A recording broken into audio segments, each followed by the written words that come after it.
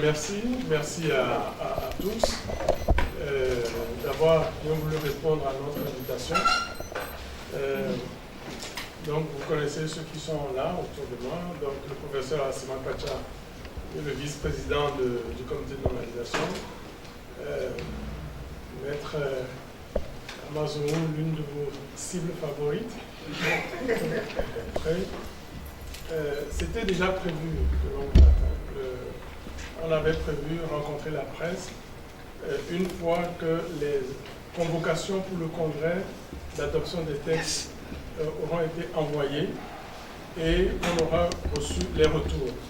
Et l'objectif, c'était de faire le point avec vous sur la normalisation d'une façon globale et vous dire un peu, vous donner quelques éléments d'information sur comment les choses vont se passer d'ici jusqu'au congrès statutaire.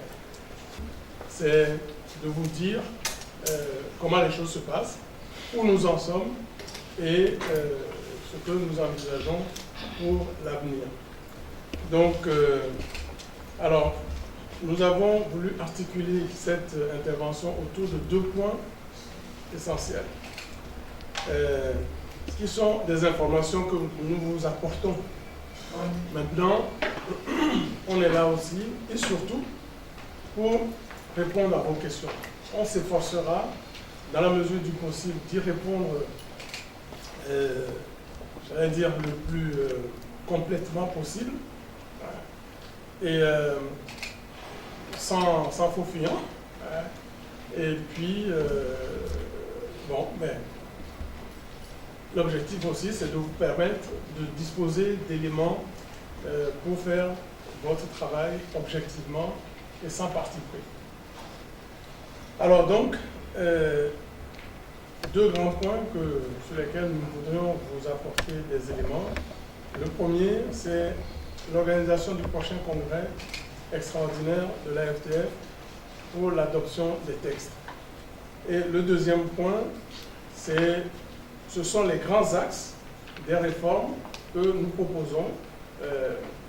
Quand je dis nous, c'est le comité de normalisation, mais élargi aux commissions que nous avons mises en place, aux commissions représentatives des acteurs.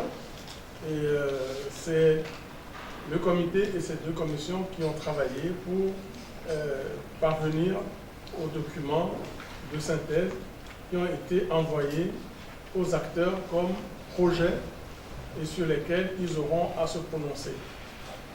Voilà. Alors, concernant la préparation du prochain congrès extraordinaire, vous savez comment ça se passe au niveau de nos statuts, les statuts de l'AFTF.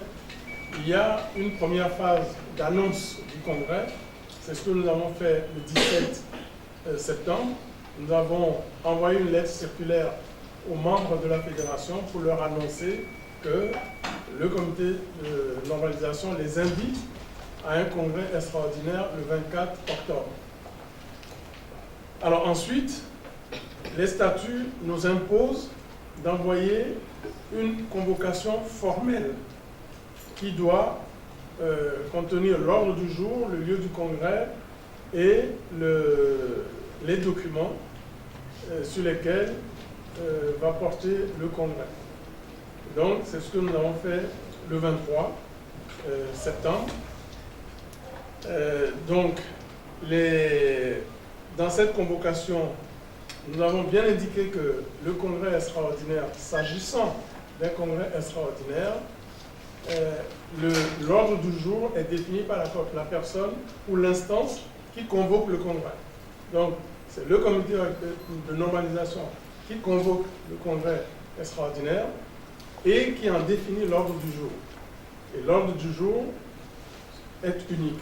C'est un seul point à l'ordre du jour, c'est l'examen et l'adoption des textes, des projets de textes que nous avons envoyés.